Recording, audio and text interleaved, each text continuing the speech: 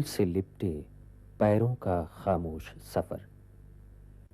ये है इस बूढ़े भव्य आदमी की पहचान, जिसकी सांसों में समूचा युग सांस लेता है।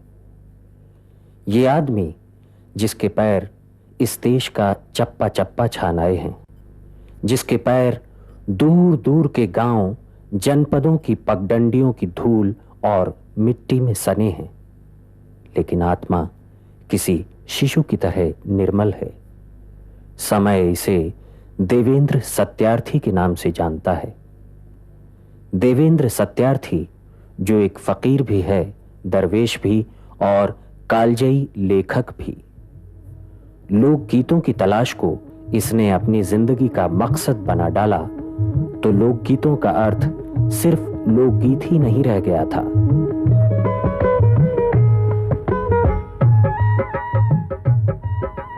असल में तो ये, जैसा कि महात्मा गांधी ने भी माना, लोकगीतों के जरिए भारत की संस्कृति और आत्मा का साक्षात्कार था, यानी एक नए ढंग से discovery of India. Devendra Satyarthi एक से एक बीहड़ अनुभवों वाले महाकाय व्यक्तित्व हैं। उनकी खानाबदोशी के खामोश सफर और फकीरी के बेशुमार किस्से हैं। लोकगीतों के लिए भिखारी होने में उन्हें शर्म नहीं आई। शादी के बाद घर से भागने लगे तो पत्नी भी साथ चल पड़ी। उसका कहना था, अगर आप राजा हैं तो मैं रानी, अच्छा, अगर आप फकीर हैं तो मैं फकीर नहीं। हालत ये कि जेब में 4 पैसे भी नहीं हैं और बीवी तथा बेटी को संग लिए हिंदुस्तान के दूर दूर के कोनों में भटक रहे हैं। इसी फाका मस्ती में करीब करीब खाली जेब लंका और बर्मा तक की खाक छान आए। जहां शाम हुई वहीं किसी खेत में किसी पेड़ के नीचे टिक गए और अगले दिन फिर वही यात्रा अनहद की, जैसे कोई पुकारती हुई पुकार उन्हें बुला रही हो। अपनी इस लोक यात्रा में इस खानाबदोश ने ना किसी संस्था का मुंह जोहने की जरूरत समझी और ना किसी बनी बनाई लीक पर चलना उसे भाया। बस जिधर पैर चले चल दिए।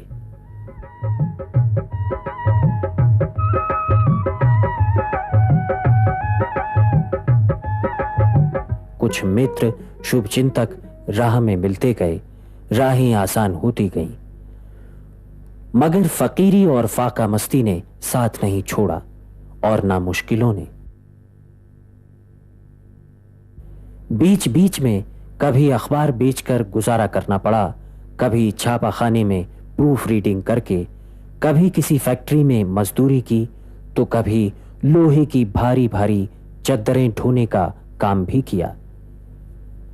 लेकिन इरादे बड़े हों तो जीवनी शक्ति खुद ब खुद बड़ी हो जाती है। यही वजह है, जैसा कि डॉक्टर वासुदेव शरण अग्रवाल ने कहा, देवेंद्र सत्यार्थी के रथ का पहिया किसी चक्रवर्ती सम्राट की तरह लगातार सारे भारत की परिक्रमा करता रहा।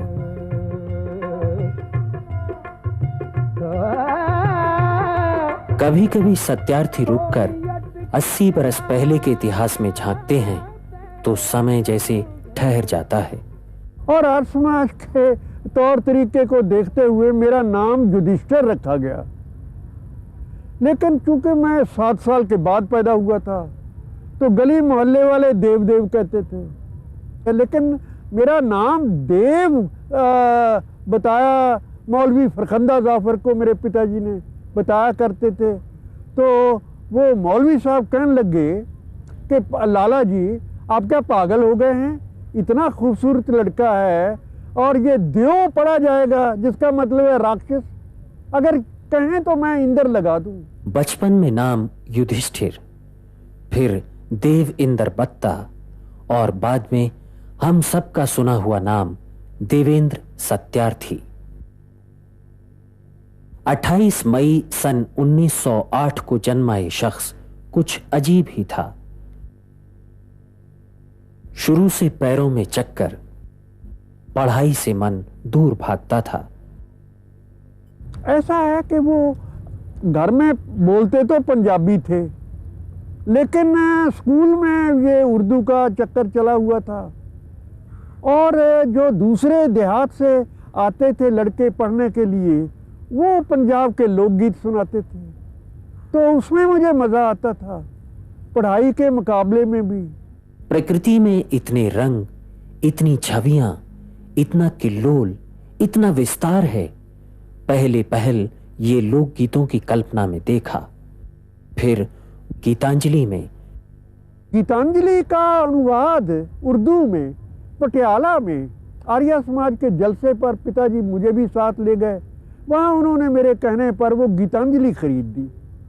मैं गीतांजलि के वो उर्दू में अनुवाद पढ़ पढ़ के मुझे लगा कि ये हमारे पंजाबी गीत जो मैं सुनता रहा हूँ, ये क्या कम है, इन पर नोबेल प्राइज नहीं मिल सकता।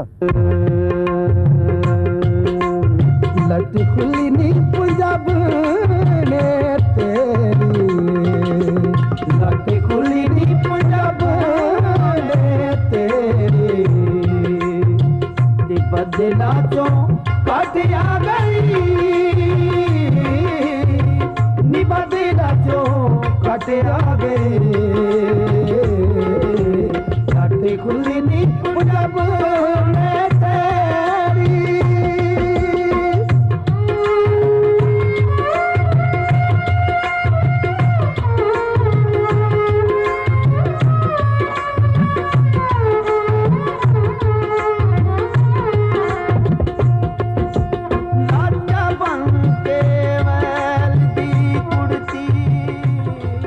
देवेंद्र सत्यार्थी को डीएवी कॉलेज लाहौर की दीवारें 1.5 साल से ज्यादा कैद करके नहीं रख सकी।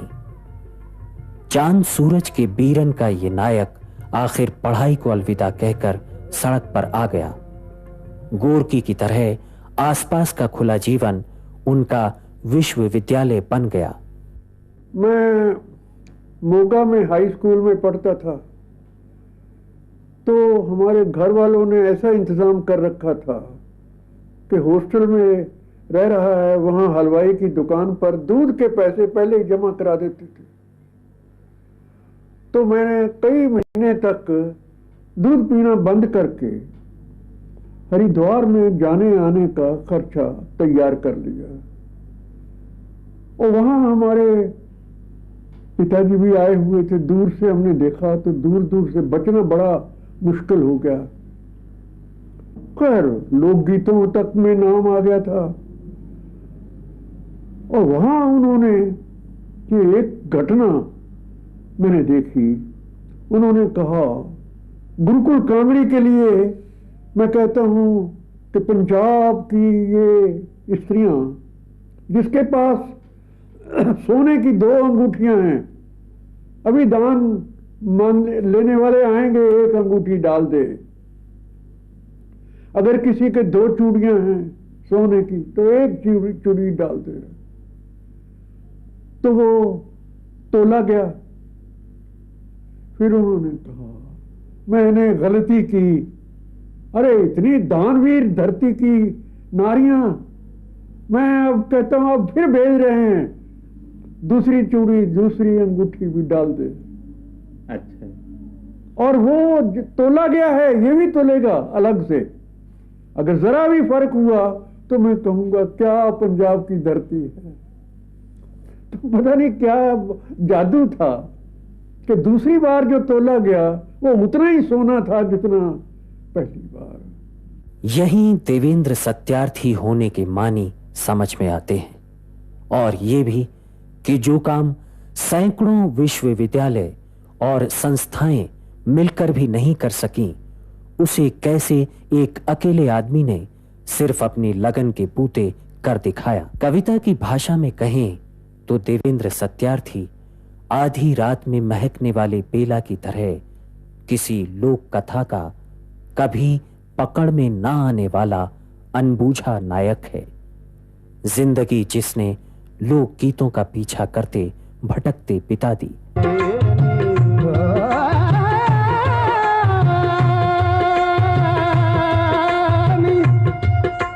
लाचा बन के बैल दी कुड़ती ने लाचा बन के बैल दी कुड़ती दे चंदेरी शकीन हो गई।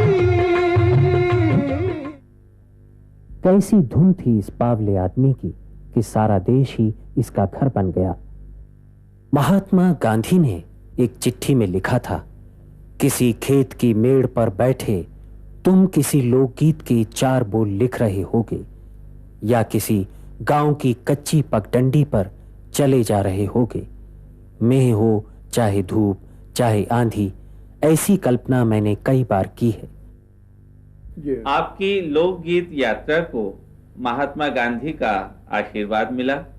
उन्होंने लोकगीतों की खोज को भारत की आत्मा की खोज कहा। गांधी जी से आपकी पहली मुलाकात कब हुई? कलकत्ते में। ये सन 34 की बात है। तो सुबह सुबह जहां वो ठहरे हुए थे वहां उनकी प्रार्थना सुबह ही होनी थी। तो बनारसीदास जी से बहुत ताल्लुक था उनका, तो वो हमें भी ले गए। तो अपने चपरासी को मेरे साथ कर दिया। मैं किसी वकील के पास ठहरा हुआ था, तो उस जमाने में मैला कपड़ा देखकर या दाढ़ी मूछ देखकर समझते ये कहीं रेवोल्यूशनरी ना हो। तो मैंने अपनी एक चादर लेकर चपरासी को भी साथ था कि कहीं नींद ना आ जाए और वहां पहुंच जाएं। तो आगे आगे गांधी जी उतर रहे थे प्रार्थना के बाद, और बनारसीदास जी ने कहा, बापू मैं आपके खिलाफ भी कभी कभी लिखता रहता हूं। उन्होंने चेहरा ऊपर करके कहा, कोई सुनता भी है? तो फिर मैंने उनके साथ पत्र व्यवहार किया रावलपिंडी से। तो उन्होंने सबसे पहला नोटिस तो ये लिया कि के मुंशी की किताब गुजरात एंड इट्स लिटरेचर, उसमें यानी 700-800 पन्ने की किताब, ये इतनी मोटी किताब और 1.25 पेज का उसमें फॉरवर्ड बाई महात्मा गांधी, उसमें उन्होंने जिक्र किया। सन 36 के दिसंबर में कांग्रेस का अधिवेशन फैजपुर में हुआ महाराष्ट्र में।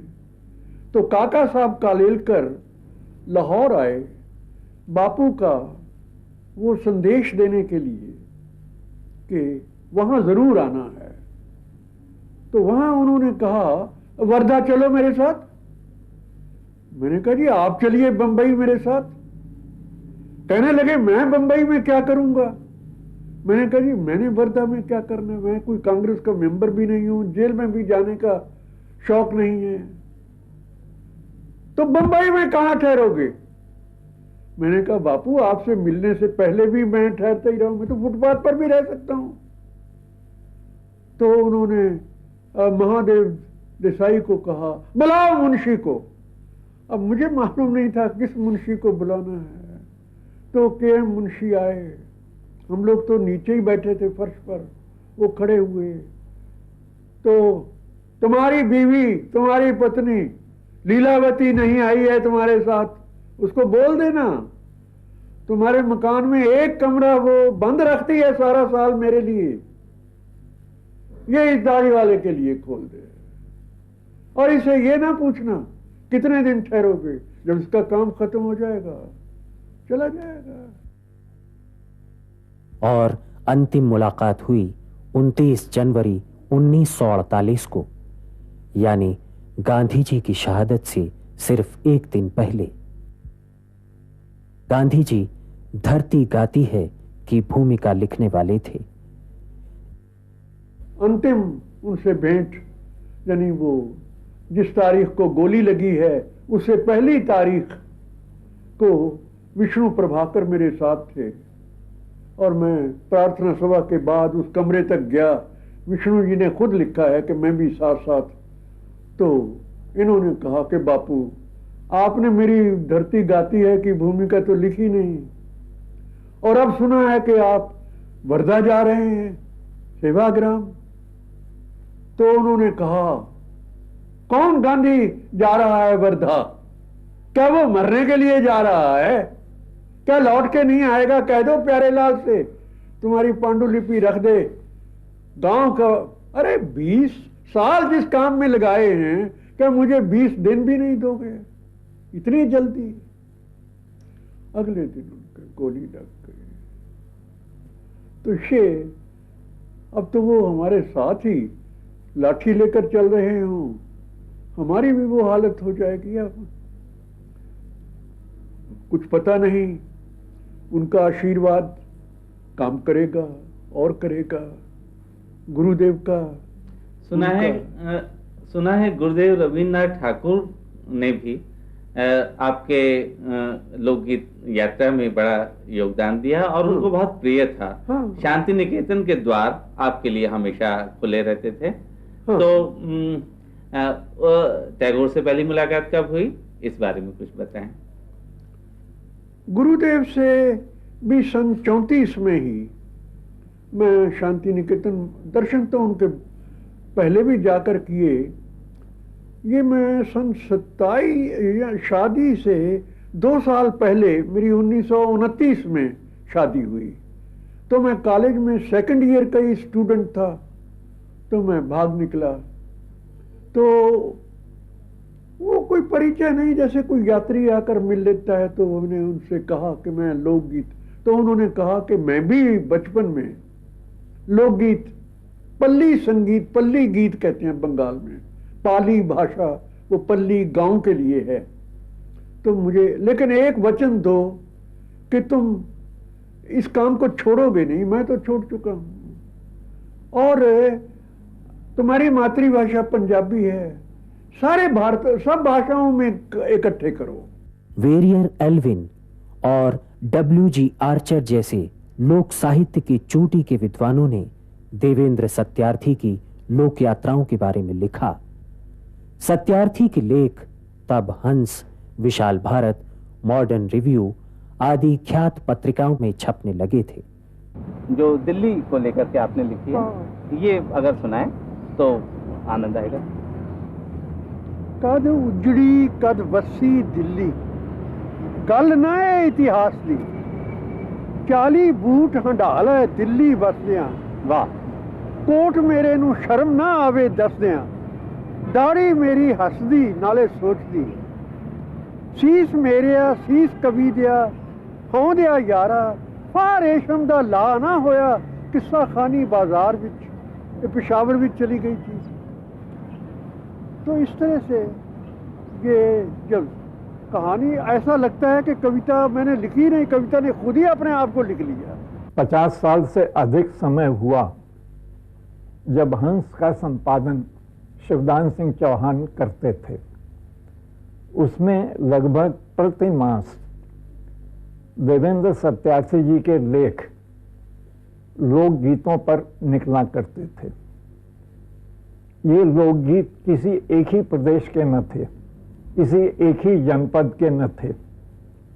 अनेक जनपदों के, अनेक प्रदेशों के लोकगीतों का संग्रह उन्होंने किया था। लेख लिखने का तरीका ये था कि मूल भाषा में पद उद्धृत करते थे और उसका हिंदी में अनुवाद भी दे देते थे। उस समय हंस में जितने लेख निकलते थे, उनमें सबसे ज़्यादा याद मुझे इन्हीं लेखों की है। इसका कारण ये हो सकता है कि लोकगीतों से मुझे भी प्रेम था और अपने यहाँ के लोकगीत मैंने सुने थे और उन पर कहीं कुछ लिखा भी था। इसके सिवा ये प्रगतिशील साहित्यिक आंदोलन का ज़माना था और हम लोग ये कहते थे कि भाषा ऐसी होना चाहिए जो साधारण जनता की समझ में आ जाए। गीत ऐसे लिखना चाहिए जिन्हें जनता अपना ले। इसमें लोकगीतों का अध्ययन बहुत सहायक हो सकता था। इसलिए देवेंद्र सत्यार्थी जी लोकगीतों पर जो कुछ लिख रहे थे वो हमारे प्रगतिशील साहित्यिक आंदोलन के लिए बहुत ही लाभदायी था।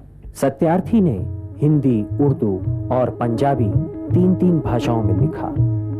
उनकी कहानियों, कविताओं और उपन्यासों ने साहित्य में एक नई लोकधारा को जन्म दिया। सत्यार्थी की कहानियों को मंटो, बेदी, कृष्णचंद्र और इस्मत चुगताई के साथ रखकर देखा गया।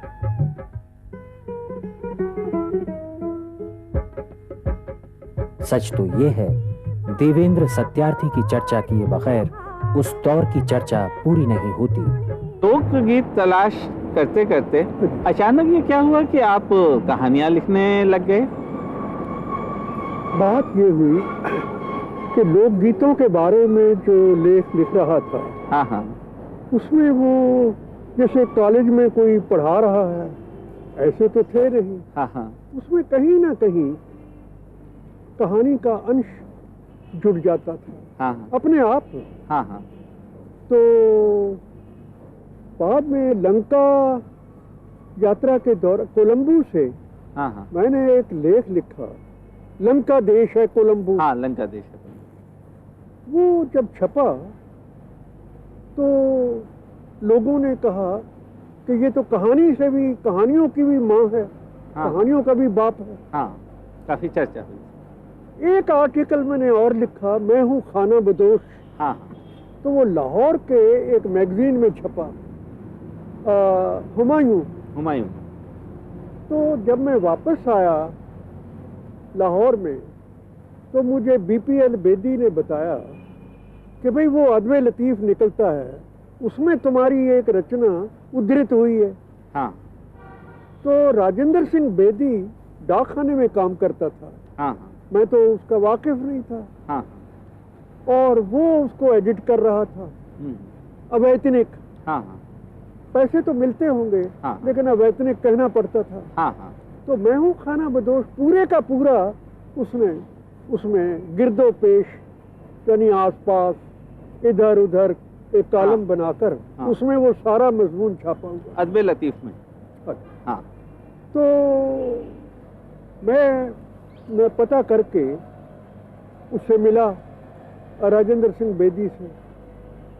उन्होंने मुझे अपना मेहमान बना लिया।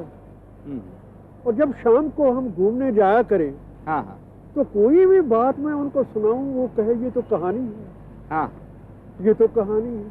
मैं लिखने बैठ जाऊं अगली सुबह, जिंदगी की कहानियां थी। हाँ, हाँ, मंटो को मैंने बंबई के पते पर एक खत लिखा था, हाँ, कि तुम्हारी कहानी खुशियाँ मुझे बहुत पसंद आई। हाँ, काश मैं तुम्हारी कहानी का खुशियाँ ही होता। ये मंटो ने आप पर एक कहानी लिखी थी और आपने जवाब में कहानी लिखी थी, ये क्या किस्सा है? जरा इसके बारे में ऐसा बताएं। था कि मंटो कहानियां, विषयों के बारे में भी बहुत लिखता था, लेकिन एक कहानी जो उसकी सबसे ज्यादा मशहूर हुई, नया कानून, हाँ, वो टांगे वाले की कहानी थी। हाँ, हाँ, अब उसे पता चला कि वो दाढ़ी वाला बेदी का मेहमान बना बैठा है। हाँ, और उसने एक कहानी इस तरह की लिखी, की, जो यहाँ दिल्ली के ही हाँ, साकी एक मैगजीन था, हाँ, उसमें छपी, तरक्की पसंद। अच्छा, तो उसमें यही था कि एक आदमी है, हाँ,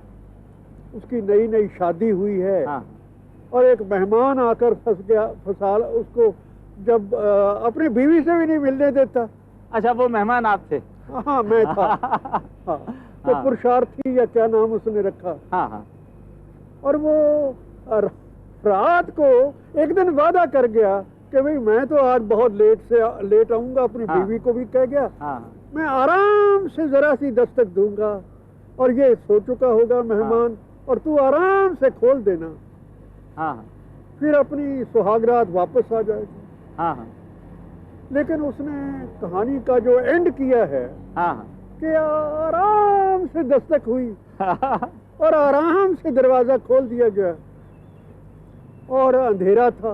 हाँ, और जब उसने यूं यूं किया हाथ, वो तो दाढ़ी। ऐसा शख्स दिल्ली में रहता है, क्या कोई यकीन करेगा? दिल्ली, जहां माचिस की डिब्बियों पर डिब्बियों की तरह ऊंची ऊंची बिल्डिंगें हैं, दफ्तर दुकानें, मकान, चमचमाते बोर्ड, खूबसूरत नेम प्लेटें, मगर घर कोई नहीं। ऐसे में सत्यार्थी से मिलना अजीब तरह का सुकून दे सकता है। और सत्यार्थी आपको दिल्ली की सड़कों पर कहीं भी मिल सकते हैं।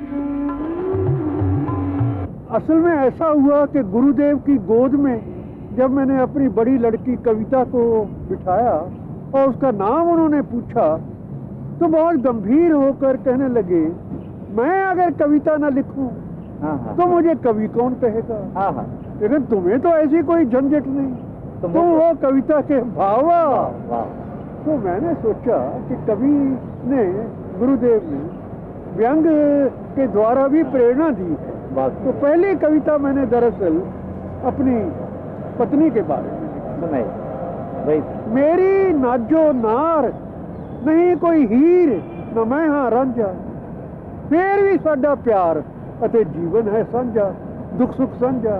इश्क ਝਨਾ ਵਿੱਚ दूर तीकना लम्मी तारी, काश असी भी ला सकते थे ਢਾ ਗਲਵਕੜੀ पा सकते है प्यारी। की बुल सचमुच हीर दे सन बहुते सोहने कूले पतले, मेरी नाजो दे बुल्लां कोलों नहीं नहीं मैं मन नहीं सकता। मैं राही पैरी चक्कर अत लम्मियां वाटां दे सद्दे, नित मेरा दिल सुनदा ते सिर धुंदा। मेरी नाजो नार सदा तैयार चले जिधर मैं चलदा, ना हस के ना रो के नैना विच नैन पिरो के आखे मैं नहीं जाना। मैं क्यों करें धिंगाणा, मैं भुल्ली ब्याह करा के वे मन पछोता। भावें नक मेरी नाजो दा गुज पे डोला, गल चों झाके मुठ हड्डियां दी नक चखौला। बाकी भी मुंह मत्था सारा मसा गुजारा, पर मेरा दिल खावे उस वल सदा हुलारा। काले लिटियाले वालां वल, काले मधमाते नैना वल। इन्ना क झूठ तां बोलना पैंदा, घर रोटी ताई मिल सकती है। मेरा बेड़ा गर्क किया। मेरी बीवी तो कहती है तुम लिखना भूल गए, चाय की दुकान खोल लो। मैं कहता हूँ भाई मुझे चाय नहीं बनानी आती, वो कहती है चाय मैं सिखा देती हूँ। मैंने कहा तो फिर कहानी लिखना ही सीख लेता हूँ। वाह वाह। तो ये इस सिलसिले में एक कविता लिखी थी, अपना नाम देश काल रखा उसमें आजकल की बजाय। देश काल की वही पुरानी चाल, सुनी सुनाई कहता रहता, काट काट के लिखता रहता। चेपी चेपी नई लिखावट, कागज बन गया गत्ता। रचना तो अनुभव की बात, ना वेतन ना भत्ता। सूखी रोटी एक प्याज, कनरस है अलबत्ता। शहरों में शहर कलकत्ता, तो वो दिल्ली भी हो सकता, कलकत्ता भी हो सकता।